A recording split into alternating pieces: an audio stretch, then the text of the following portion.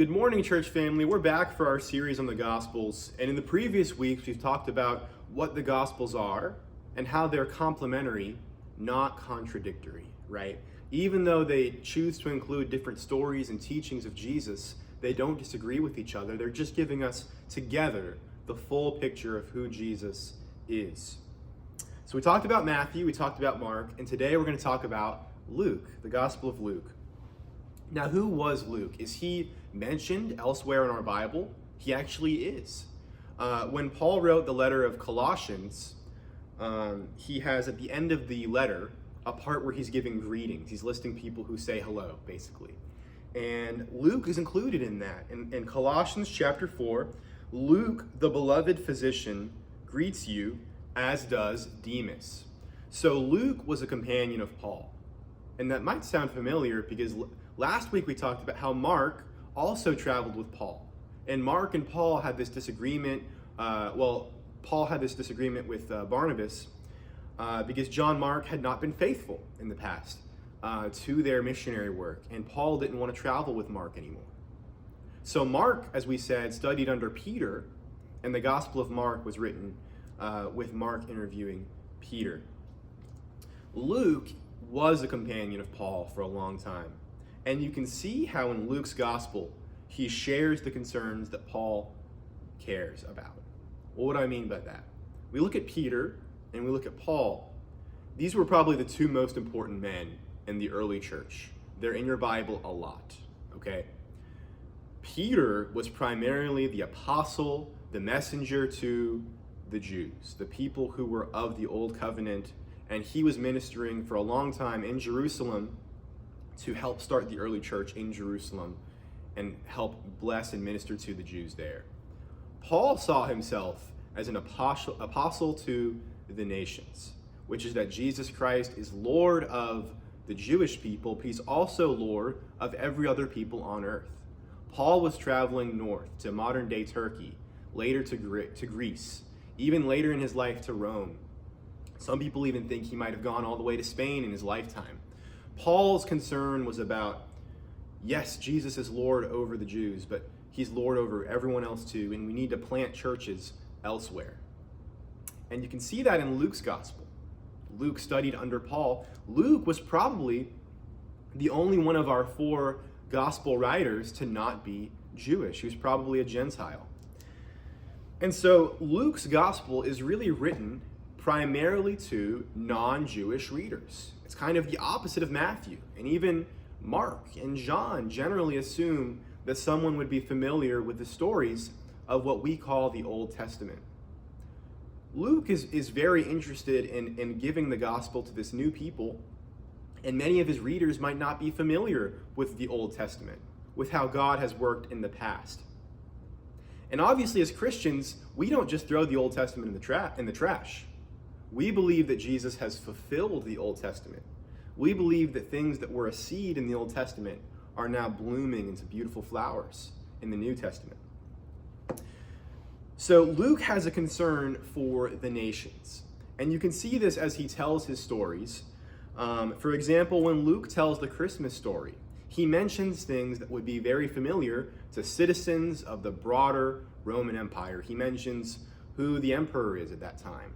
He mentions, the census that we all know about as citizens of the broad Roman Empire, which covered most of the Mediterranean world.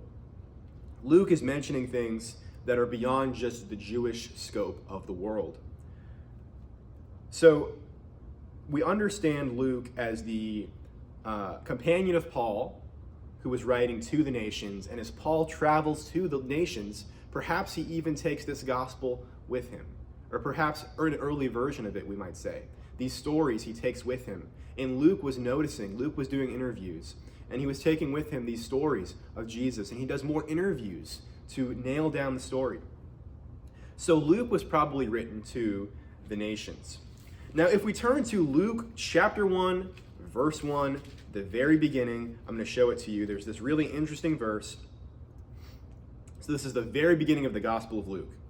Inasmuch as have been undertaken to compile a narrative of the things that have been accomplished among us, just as those who from the beginning were eyewitnesses and ministers of the word have delivered them to us. It seemed good to me also, having followed all things closely for some time past, to write an orderly account for you, most excellent Theophilus. So Luke says, I'm doing research, I'm doing interviews, and I'm doing it for you, Theophilus. What's going on there? That's kind of strange. Well, most people think that Theophilus is what we would call in the ancient world a patron. Who is a patron? Well, if you want to just be a creative person sitting around writing all day or sitting around doing art all day, it might not always be that profitable.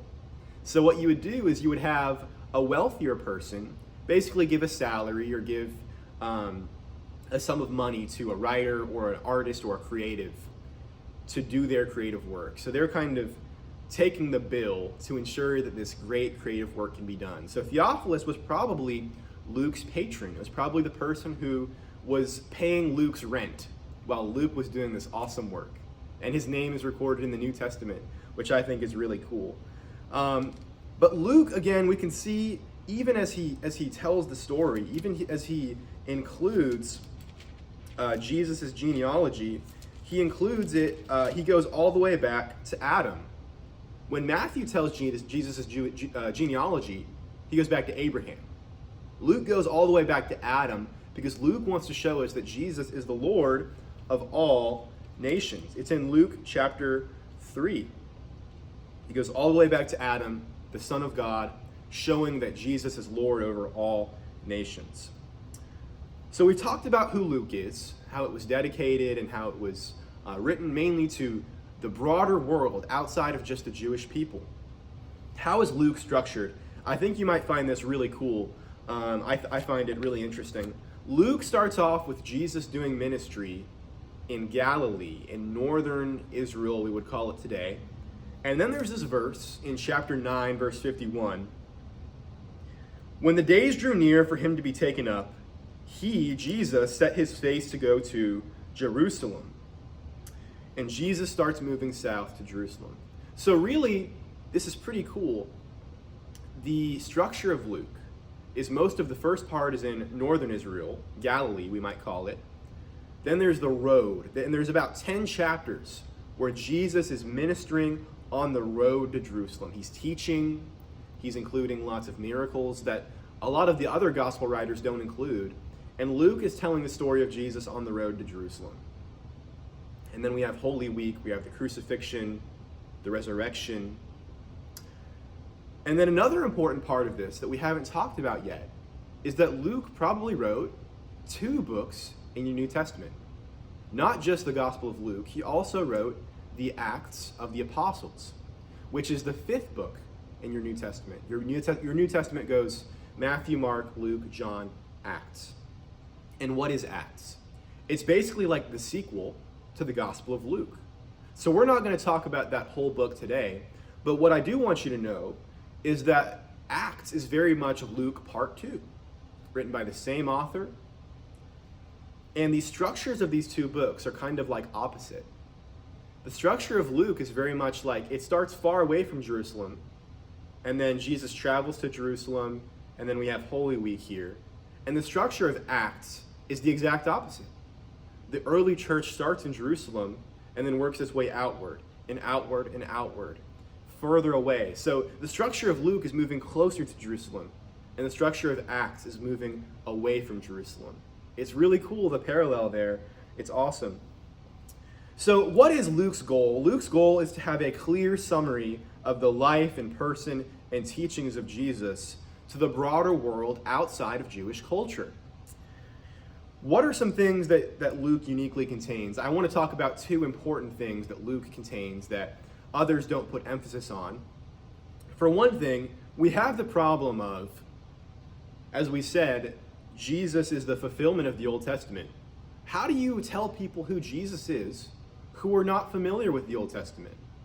If you were a missionary in Greece, these people might not be familiar with Moses in the desert wandering with Israel for 40 years. They might not be familiar with the stories of King David. So how are they going to see Jesus as the fulfillment of those things? Well, you can tell people who Jesus is through his parables. Luke loves Jesus' parables, and he includes them more than any other gospel writer. So, for example, you read the wonderful, the parable of the Good Samaritan in Luke chapter 10. This story about a father who loves his son who ran astray from him and brings him back into the family, not as a servant, but as a son. You can understand the gospel through that story, even if you don't know who Moses is, even if you don't know who David is or Abraham. So Luke includes these parables to tell us about who God is and tell us about who the Son of God is, Jesus Christ. So these parables are helpful for us knowing God, and they open the door to knowing God, even for people who didn't know the Old Testament. These are beautiful stories of forgiveness and love, stories of judgment for those who are faithless, that tell us what God expects from us and what his character is. Another thing that Luke really points emphasis on is how Jesus' ministry really blesses the poor, the lowly, those with no social status, those who are not doing well. Jesus' ministry reaches those people, and they're rocked, and they're gifted with faith oftentimes. So Luke includes, during the Christmas story, we love the Christmas story, who doesn't? Luke is the one who includes how the angels appeared to the shepherds. Shepherds were poor country boys. They weren't wealthy, they weren't important. Jesus includes stories like a blind beggar being healed in chapter 19. He shows how these people have, we might say, we can see how God cares for them. Even if no one else cares for them, God cares for them. And Jesus' ministry reaches these people effectively. Luke has a special care for that. So what does Luke tell us that Jesus is? He tells us that Jesus is the Son of God, a great healer, and a Savior for all nations, not just the Jews. So I think that you should read the Gospel of Luke. Thank you. I hope you have a great week.